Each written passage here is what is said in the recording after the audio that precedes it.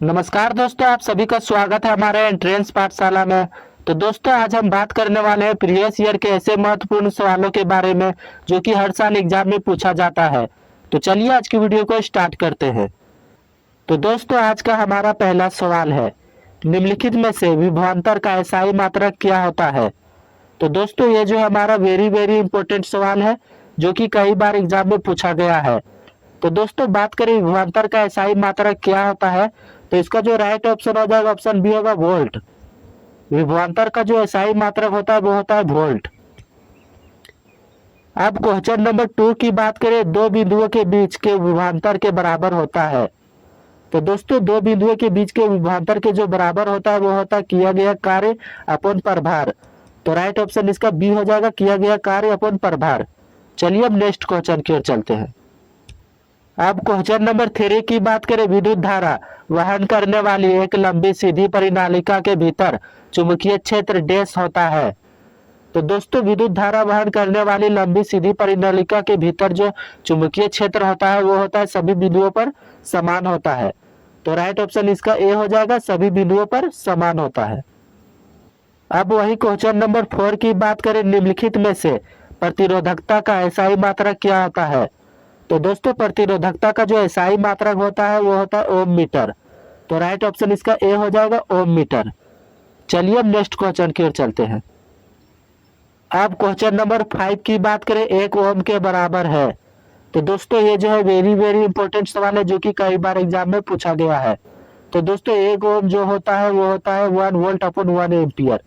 तो right option इसका ए हो जाएगा, 1 वोल्ट अपन 1 एम्पियर। अब क्वेश्चन नंबर 6 की बात करें, यदि धातु के तार की लंबाई दोगुनी कर दिया जाए तो तार का प्रतिरोध डैश होता है।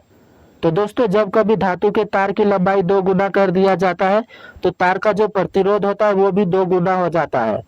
तो राइट ऑप्शन इसका ए हो जाएगा, 2 गुना। चलिए नेक्स्ट क्वेश्चन की ओर चलते हैं। अब क्वेश्चन नंबर 7 की बात करें, जब दो प्रतिरोधक R1 और R2 को श्रेणीक्रम में जोड़ा जाता है तो इसका समतुल्य प्रतिरोध Rp होता है। तो दोस्तों, ये भी जो हमारा वेरी वेरी इंपॉर्टेंट सवाल है जो कि कई बार एग्जाम में पूछा गया है।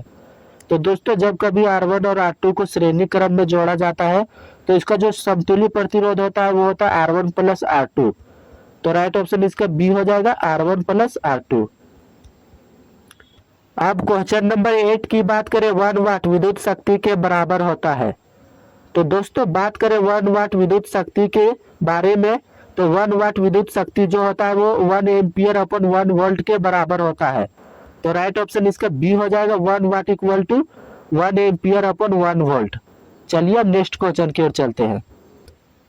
अब क्वेश्चन नंबर 9 की बात करें, निम्न में से विद्युत शक्ति का एसआई मात्रक क्या होता है। तो दोस्तों, ये भी है जो हमारा वेरी वेरी इंपॉर्टेंट सवाल है जो कि कई बार एग्जाम में पूछा गया है।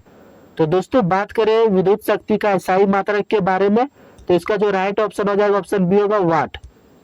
विद्युत शक्ति का जो एसआई मात्रक होता है वो होता है वाट। अब क्वेश्चन नंबर 10 की बात करें, वह उपकरण जो किसी परिपथ में विद्युत की उपस्थिति का पता लगा सकता है डैश कहलाता है।